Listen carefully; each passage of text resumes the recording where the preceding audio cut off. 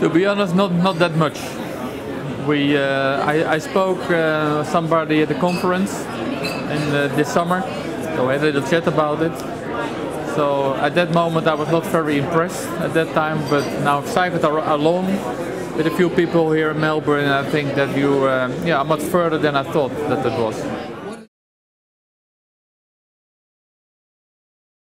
Surprised to me most that there is a network, and that there are discussions on several roads to make the network bigger and better.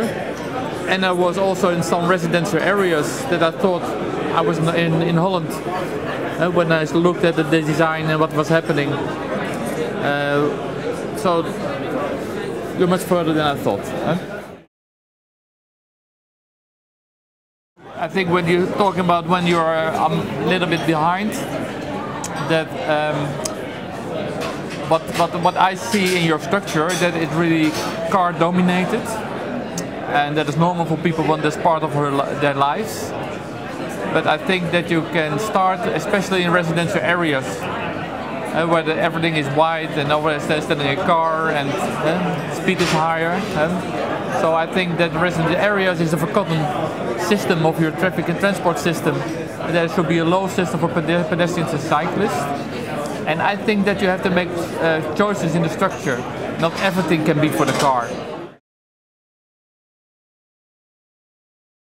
I think if you get more people on the bike, that they go shopping, that they go to school, that they meet each other, that they go to family on the bike, more activity on street where people meet each other, I think that it will be a more, it is already a beautiful city and a livable city, but I think that it will be a more livable city then.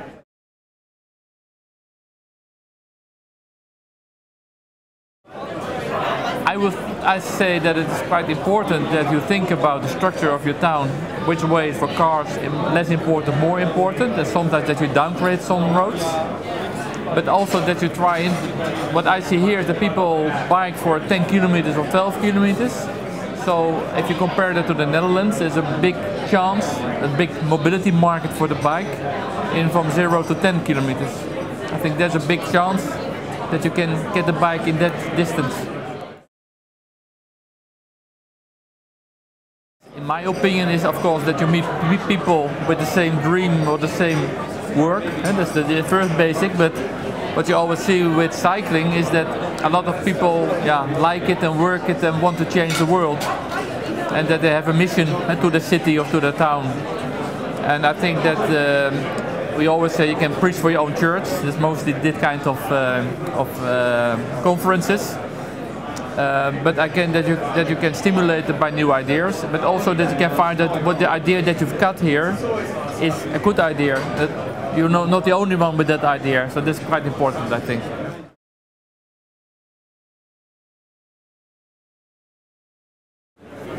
I've learned so far, of course, how far you are right now in Melbourne, and also I went to Perth. What is the level of thoughts? I heard, of course, discussions with a lot of people here that, in fact, we have the same discussion in the Netherlands, only we do it from a different perspective.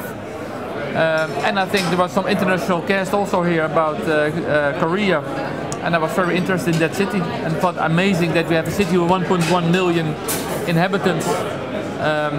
It exists only 30 years right now, and that they don't have a tram or train system, and that they have pointed out for the bikes very important, and yeah, that's interesting.